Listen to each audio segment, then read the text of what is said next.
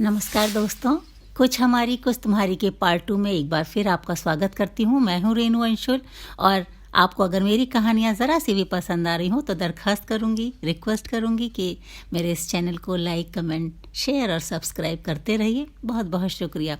तो आज मैं जो कहानी लेकर आई हूँ उसका टाइटल है पंख हौसलों के। कोरोना जांच टीम में अपने सामने उस लड़की को देखकर मैं सचमुच ही चौंक गई थी। दिमाग पर ज़्यादा जोर भी नहीं डालना पड़ा था। मास्क से मुंह ढका होने पर भी उसका नाम स्वतः ही मेरी ज़ुबान पर आ गया था। 5-6 साल तो पूरे हो ही गए थे शायद उससे मिले, मगर मैं उससे हुई मुलाकात और उसकी जोश भरी बातों को कभी भूल नहीं पाई थी। गीता, तुम इस जांच टीम में? आखिरकार तुम्हारा डॉक्टर बनने का सपना पूरा हो ही गया। मैं कहती थी ना तुमसे, अगर मन में ठान लो और खुद के सपने पूरा करने का हौसला खुद में हो तो ऐसा कोई भी काम नहीं, ऐसा कोई भी स्वप्न नहीं जो पूरा ना हो सके। शाबाश, मैं बहुत खुश हूँ तुम्हें इस रूप में देखकर। ये डॉक्टर बनने की तुम्हारी दृढ़ चाहत का ही तो नतीजा है जो तुम अपनी मनचाही चीज़ पा सकी, वरना जिस तरह के तुम्हारे हालात थे। नहीं आंटी, मैं डॉक्टर नहीं हूँ, मैं तो बस एक छोटी सी नर्स हूँ। गीता भी मुझे पहचान गई थी और इससे पहले कि उसकी टीम के लोग कुछ कहें उसने तुरंत मेरी गलतफहमी दूर कर दी थी। सुनकर मैं हतप्रभ रह गई थी। जिसने हर हाल में हर पल डॉक्टर बनने का सपना देखा ही नहीं था बल्कि जिया था उस सपने को, वो सिर्फ नर्स बनकर रह गई थी। जानकर मुझे कुछ अच्छा सा नहीं लगा था। जब उसका ख्याल आता था वो डॉक्टर का कोट पहने, गले में स्टेथोस्कोप डाले, इधर से उधर मरीजों को देखती हुई उनकी सेवा करती हुई ही मुझको नज़र आती थी। ऐसा ही तो सपने जीती थी ना वो हरदम। मेरे पास जब भी आती उसकी आंखों में भी यही ख्वाब पल रहे होते और उसकी बातों में भी। इस तरह उसके सपने देखने की बात, उसकी चाहत कभी कभी मैं अपनी क्लास के बच्चों को और खुद अपने बच्चों को भी बताती थी। उन दिनों मेरा ट्रांसफ़र हो गया था वहीं सिकंदरा के ही एक सरकारी स्कूल में, और घर मेरा वहीं एक भावना स्टेट सोसाइटी में था। बाय चांस उसका घर भी उसी ब्लॉक में था। घर लेने के दूसरे दिन की ही बात थी। मैं अपने परिवार के साथ अपना सामान सेट करने में व्यस्त थी कि वो अचानक मेरे सामने आ गई थी।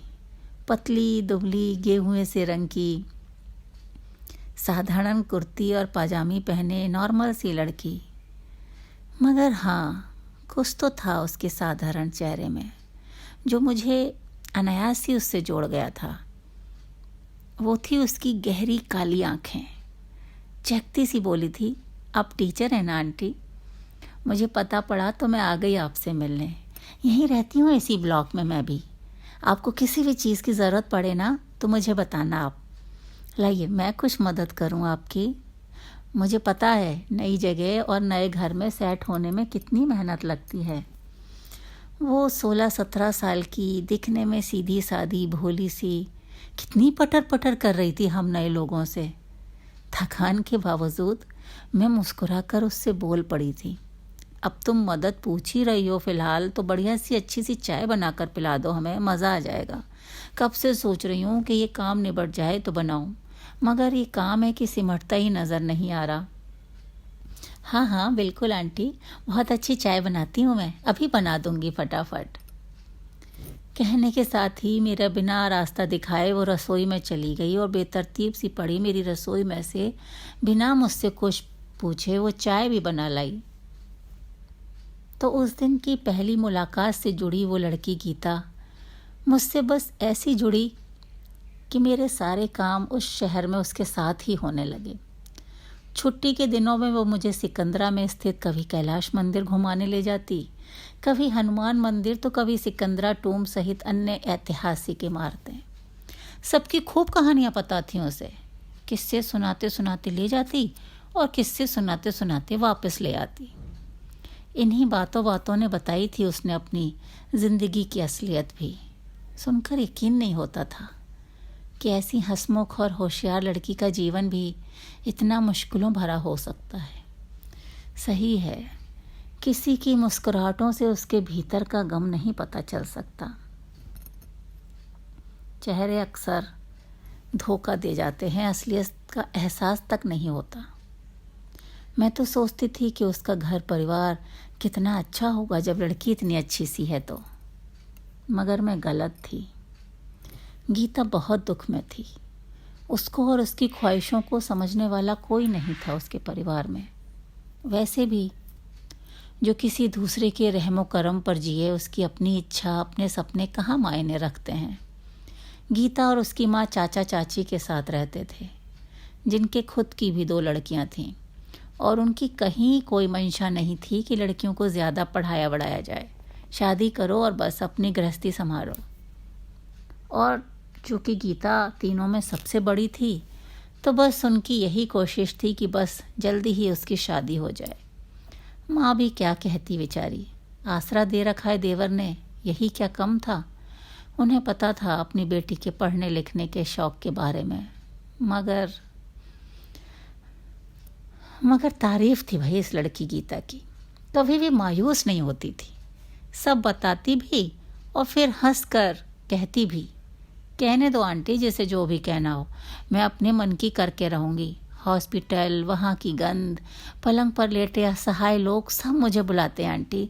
देखना आप, भविष्य में आप मुझे यही सब करते देखोगी। और आज कई सालों बाद वो मुझे देखने को तो मिली थी, मगर उसका रूप उसके सपनों के प्रतिकूल था। वो तो डॉक्टर बनना चाहती थी ना। पता नहीं इन बीते सालों में क्या हुआ होगा उसके और उसके सपनों के बीच। मेरा तो फिर जल्दी ही सिकंदरा आगरा से ट्रांसफ़र हो गया था झांसी, प्रिंसिपल की पोस्ट के साथ, और मैं जल्दी ही अपनी नई जिम्मेदारियों में व्यस्त हो गई थी।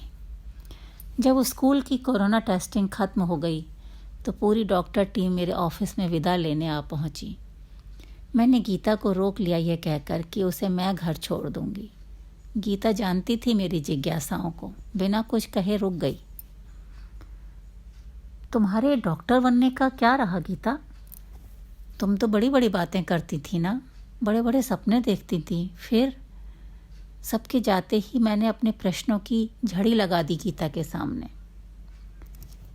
आज भी अपने स्वभाव के मुताबिक ही जवाब दिया उसने, अपनी काली गहरी आंखों में, फिर उन्हीं सपनों के साथ। आंटी, ये मेरे अपने सपनों पर मेरा भरोसा ही तो है कि मुझे किस्मत से ऐसा जीवन साथी मिला जो हॉस्पिटल में ही काम करता था, खुद भी डॉक्टर बनना चाहता था और मेरी भावनाओं को भी समझता था। मेरे घर का माहौल तो आपने देखा ही था ना। 12वीं करते करते चाचा ने मेरी शादी कर दी, मगर मेरे पति ने मुझे नर्स बनने का पूरा कोर्स करवाया आंटी, जो उसके वश में था। मैं खुश हूँ। मुझे हॉस्पिटल में लोगों की सेवा ही तो करनी थी ना। देखो ना, कर तो रही हूँ मैं। पूरे हॉस्पिटल में नाम है मेरा। सारे लोग मुझे ही अपने साथ रखना चाहते हैं, तो वो फिर बड़े डॉक्टर्स हों या फिर मरीज़, सब लोग। और एक अच्छी सी बात बताऊँ आंटी, 4 साल की ना मेरी एक बेटी भी है। हम दोनों पति पत्नी का सपना है कि हम उसे डॉक्टर ज़रूर बनाएंगे। मेरी माँ तो मजबूर थी, मुझे पढ़ा नहीं सकी, पर मेरी बेटी की माँ मजबूर नहीं है आंटी। वो उसे खूब पढ़ाएगी लिखाएगी, उसका हर सपना पूरा करेगी। कहते कहते गीता की वही काली गहरी आँखें फिर से स्वप्निल हो उठी थीं। मुझे उनमें साफ साफ उसके हौसलों की उड़ान दिखने लगी थी। हर हाल में अपने सपनों को पाने की चाह करती उस हिम्मती लड़की को मैं मन ही मन प्रणाम कर उठी थी और बुदबुदा उठी थी। सपने उन्हीं के पूरे होते हैं जिनके सपनों में जान होती है। पंखों से ही कुछ नहीं होता, हौसलों से उड़ान होती है।